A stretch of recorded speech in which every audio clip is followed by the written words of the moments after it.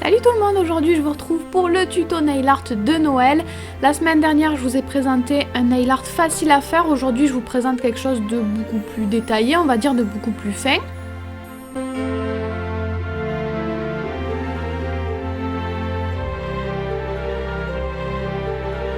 Ce nail art vous pourrez le reproduire tel quel ou juste sélectionner quelques motifs à faire sur des ongles très courts. Par exemple si vous devez décorer des ongles rongés ou des ongles très courts, les motifs sont vraiment tout petits donc vous pourrez les reproduire facilement sur ongles courts.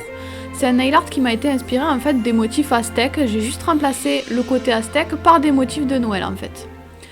Donc on va tout de suite commencer, je vais d'abord poser ma base et un vernis de couleur. Je vais aussi utiliser de la peinture acrylique pour le motif, bien sûr je suis restée dans des couleurs de Noël. Je vais commencer par du noir, donc je commence par faire les lignes en fait, la bande à l'intérieur de laquelle va être mon motif principal, donc le renne.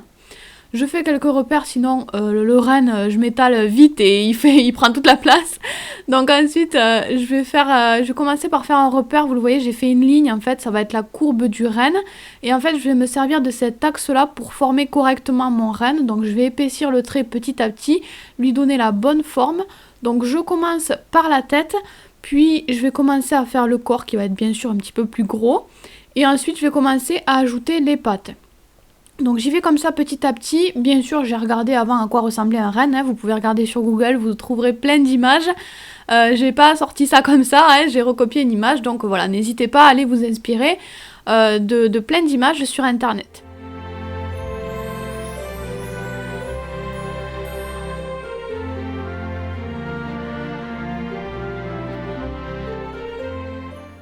Ensuite, je vais ajouter des rennes aussi sur les côtés, donc évidemment ils ne seront pas en entier, mais c'est important.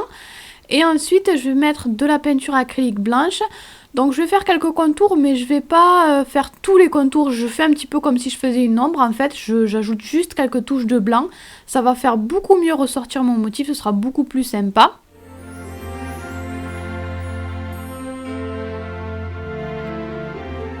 Ensuite, maintenant que je sais que mes rennes vont rester comme ça, que j'ai la taille de mes rennes, je vais pouvoir rectifier mes contours, les faire un petit peu plus nets, un petit peu plus larges. Si vous voulez effacer vos petits repères, vous pouvez prendre un coton-tige et mettre un petit peu d'alcool dessus, ça part très bien la peinture à l'alcool.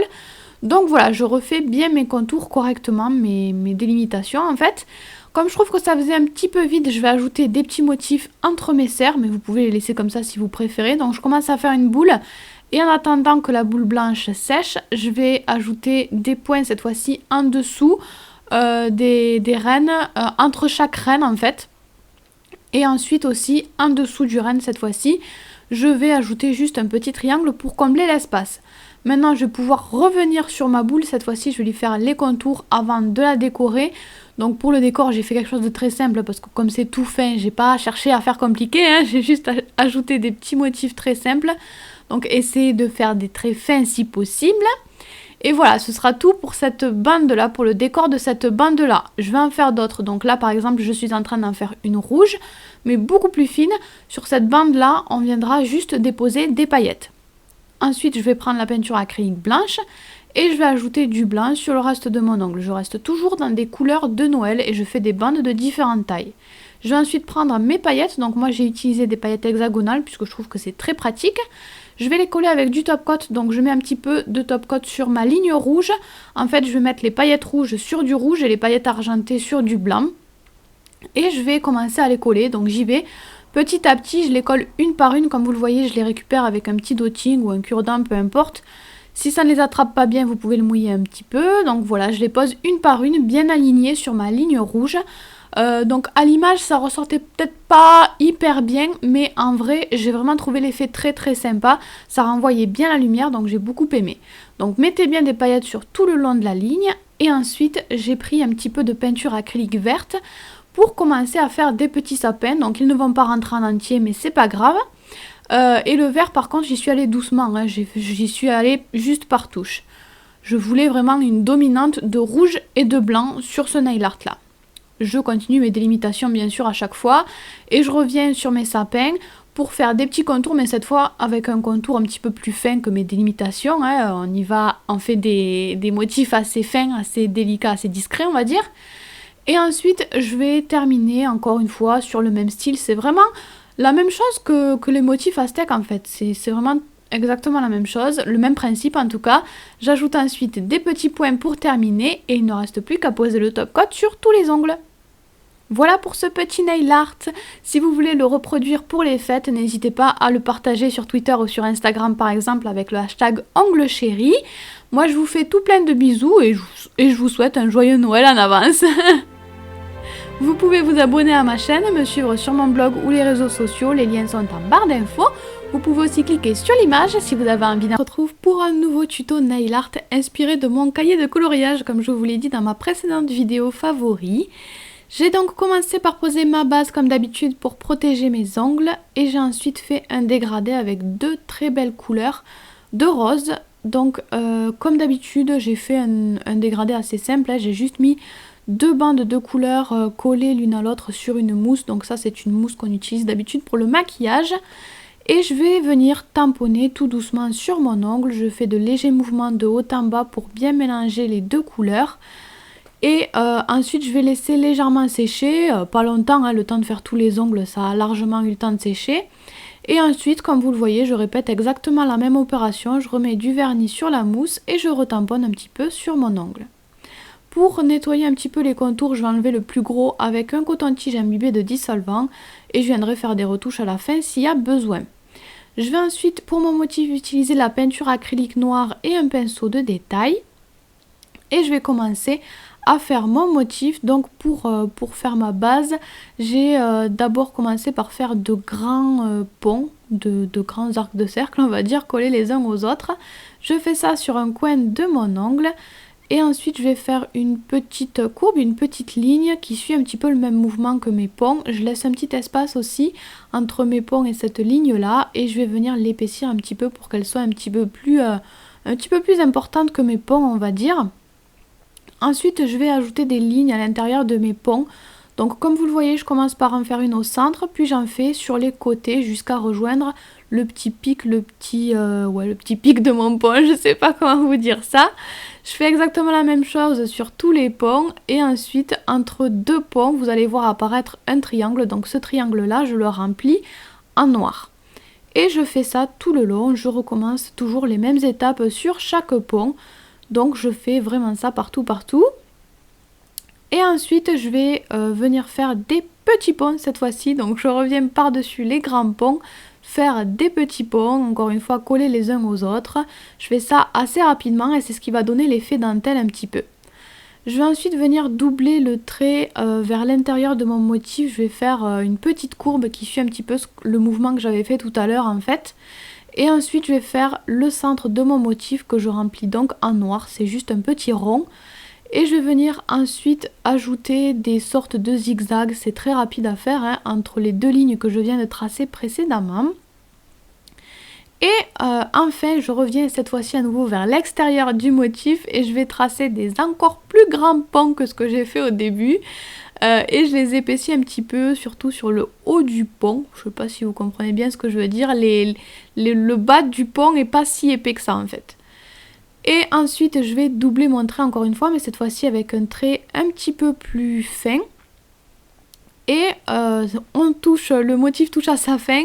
Je viens ajouter des petites gouttes. Donc je commence par en ajouter une assez grande et toute droite. Puis je viens en faire deux plus petites sur le côté. Et je recommence ça, je vais faire les gouttes entre chacun de mes ponts. Dernière étape, j'ajoute un gros point noir à l'intérieur de mes grands ponts. Et comme d'habitude, on termine avec le top coat pour que ça brille et surtout que ça tienne bien. Voilà donc pour ce nail art qui sera parfait dans n'importe quelle couleur, même en fluo par exemple. J'espère que ça vous a plu et je vous fais plein de bisous. Vous pouvez vous abonner à ma chaîne, me suivre sur mon blog ou les réseaux sociaux, les liens sont en barre d'infos. Vous pouvez aussi cliquer sur l'image si vous avez envie d'en voir plus. Pour un tuto nail art avec des fleurs en Zostoro, en tout cas inspiration Zostoro puisque je ne connais pas exactement la vraie technique traditionnelle russe. Mais je vous avais déjà parlé de cette technique, donc si vous voulez plus d'infos, je vous invite à aller voir la vidéo que j'avais fait l'année dernière. Je vous mettrai un petit lien.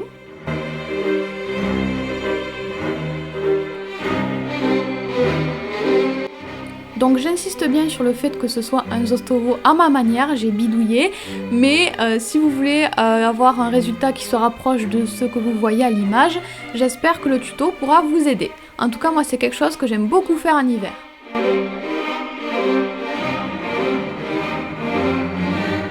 Donc j'ai commencé par poser ma base et j'ai utilisé un vernis noir, on utilise très souvent le noir en base en Zostovo. J'ai ensuite utilisé plusieurs couleurs de peinture acrylique et un pinceau plutôt rond on va dire. Donc je vais commencer par la fleur rose, du coup j'ai pris plein de couleurs de rose comme vous pouvez le voir. Je vais commencer par prendre la couleur la plus foncée, donc je charge bien mon pinceau et je vais commencer à tracer la forme de ma fleur. Donc toutes les fleurs vont être tracées grâce à des gouttes, donc je ne fais que des gouttes. Je commence par les fleurs, les pétales arrière.